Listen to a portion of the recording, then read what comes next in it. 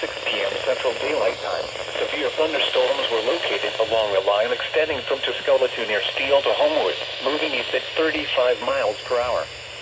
Hazard, 60 miles per hour wind gusts. Source, radar indicated. Impact, expect damage to roofs, siding, and trees. Severe thunderstorms will be near Kanehata and Madden around 1 p.m. Central Daylight Time.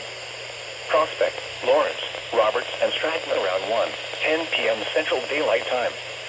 Newton, Decatur, and Dixon around 15 p.m. Central Daylight Time. Neshoba and Garlandville around 20 p.m. Central Daylight Time.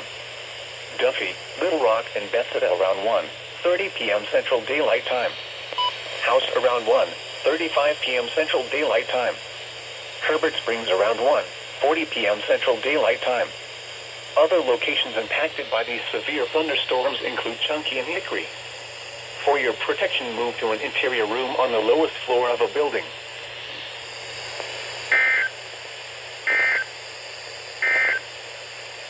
A severe thunderstorm warning remains